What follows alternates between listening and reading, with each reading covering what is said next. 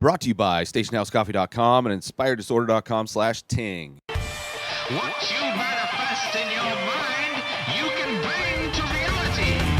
Rona Dayz, episode 25 of the show that's never going to end.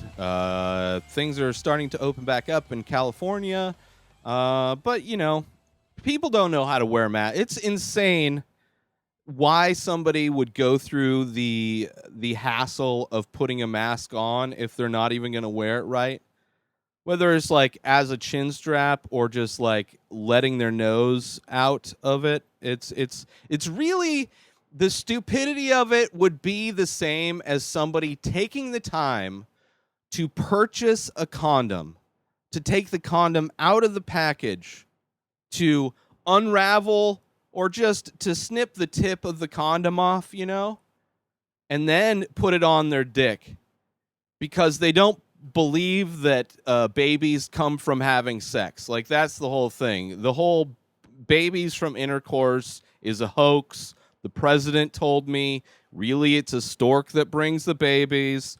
So the chick that I'm with needs to see that I'm putting a condom on, even though we all know it's a hoax.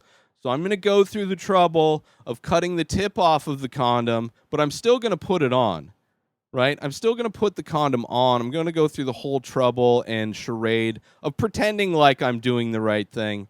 But inevitably, I'm going to cut the tip off, and it's like, it's not how babies are made, okay? So I don't need to worry about you. I'm not going to get pregnant, okay? Cutting the tip off of a condom doesn't make me all of a sudden grow a baby in me, so it's not going to grow a baby in you, Missy. That's the stupidity of people that don't. I mean, it's one thing to not wear a mask at all. I mean, you're just a fragile human being. Like, you're just so pathetic and fragile that you think wearing a mask is going to somehow cause you health risks, even though, like, tons of people in occupations that require masks have never had any problem ever, but for some reason your fragile little existence can't bear to have a mask on their face to protect people around you and to protect yourself a little bit. But the people that like go through the charade of putting a mask on but only having it on their chin is the dumbest thing I've ever seen. It's like, why are you even pretending? Why are you even pretending?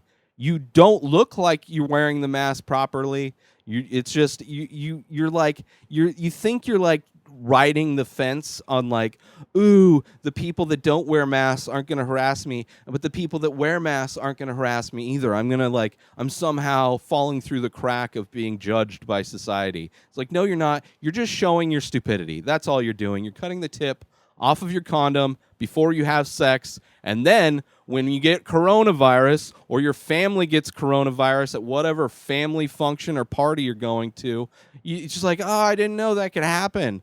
I thought the stork brought the baby. Stupid idiots. But anyway, that's happening. So we're starting to open up again. Movie theaters in San Diego. I looked every once in a while, to see if there's any movie theaters open in the valley. There are not. But San Diego, it looks like all of the theaters are open in San Diego, which isn't that surprising considering San Diego is a fairly conservative town. There's a lot of money. You look at like La Jolla, you look at like Coronado. There's a lot of money. There's military there, so you got a lot of these pro-government jarheads that don't realize the president doesn't give a shit about them. Just a very conservative town. There are some, like, OB is kind of a liberal spot. You know, you're getting more of the hippie kind of laid back beach community. But for the most part, San Diego is a pretty conservative town. So the fact that so many businesses, so many movie theaters specifically are open is kind of, we'll see. We'll see. I wouldn't mind going to a movie theater. I kind of want to see Tenet, even though I've heard it's not the greatest of movies. It's not the movie that will save the world. But it is what it is. I just kind of miss going to see movies in a movie theater. Also, I'm not happy with the fact that Disney is doing very little to like pretend that like humans are in a bad financial spot. I mean, considering they raised the price of pay-per-views the beginning of the year for UFC fights, and have just left it there despite the fact everything's fucked. They're also charging $35 to rent Mulan, and it's not even like a purchase thing. So I think maybe you have to keep the service to watch it, or I don't even know. I don't know. Mulan is a movie that I'm going to illegally watch. I'm going to watch it via some kind of means to which I'm not funding. I'm not giving my money to Disney. The least amount of money I can go through life without giving to Disney, the happier I'll be. The fact that they own everything, they literally own like nostalgia from childhoods, is ridiculous. They own everything, and they're the company of like double, triple dipping, quadruple dipping. They're the company that want to make as much money in the theaters. Like, they're a company that literally would try and take 120% of the box office receipts for their movies. Like, they wanted to dig into like concession profits in movie theaters back when like The Little Mermaid was around, and they have done nothing but do that same thing. There's been rumors that like movie studios are going to open up their own movie theaters again, like it was in the old days. So there'd be like a Disney movie theater where you go watch all the Disney movies, which it's good because they do own a lot of properties in that thing. But guaranteed, there's going to be a premium on the price for tickets when you go to a Disney movie theater. Like, instead of spending $10 or $20, it's guaranteed going to be at least double that price for going to see a Disney presented movie, which I don't like. I'm not a fan. I just Disney itself. I think it's only a small adjustment needs to be made in the Disney company for that company itself to really kind of destroy humanity. Like, because they own everything, they wouldn't have to just get a new CEO in there, and next thing you know, they're pumping out like pro-Nazi propaganda again. But anyway, Disney owning everything. Comics are leaving LA. I mean, at first it was Rogan, Joey Diaz, but now I'm hearing like all kinds of comics either leaving, just leaving or thinking about leaving, which is crazy. Mostly comedians. I don't know. I mean, I only follow comedians on like social media and podcasts and stuff like that. So I don't know if like actors, I can't imagine actors leaving, because stand up, you just need a club. You need clubs to work out in. Right now, there's no clubs in LA because everything's closed down in California for the most part. Some places you can do outside shows or whatever, but it's still pretty closed down in California. So, for comics moving, and a lot of them work on the road anyway, so you don't need to live. It's just kind of a situation where comedians, I think, lived in LA because they wanted the opportunity to also get into acting and other kind of Hollywood type of avenues aside from just comedy. But if you're a straight up comic, living in LA is kind of ridiculous.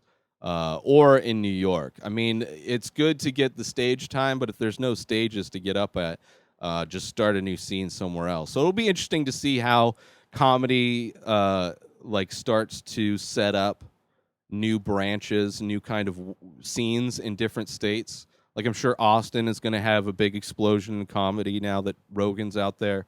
I'm sure, out in New Jersey, where Joey Diaz and I think Louis J. Gomez moved, there might be some clubs starting out there, even though I guess New York is still pretty close to Jersey. But very interesting. And then it'll be interesting to see as prices in LA go down for renting, which, it would have as things kind of slowly empty out.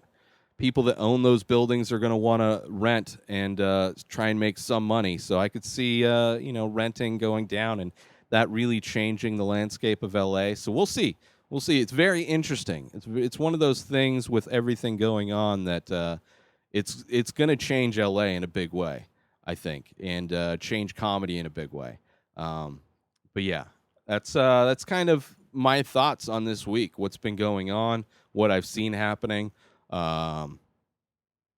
And it is what it is. I don't know. Just another day in paradise. Literally every morning I wake up and it's like the exact same thing, and it is painfully boring. But, got to get through it. Make sure you support our sponsors by following Station House Coffee on Instagram and going to stationhousecoffee.com and order yourself some amazing premium coffee, small batch, single origin coffee brewed in Vermont, shipped directly to you. Go to stationhousecoffee.com, support small business, and get yourself some high quality, amazing coffee today. Also, get $25 in credit when you sign up for your new cell phone service over at Ting. Go through my link, inspireddisorder.com/Ting. That's Ting for the best coverage coast to coast, same low rates, now with 3 of the most powerful networks supporting them. Ting is amazing. You only pay for what you use. My cell phone bill has been less than $15 because I turn the data off because I'm home all the time.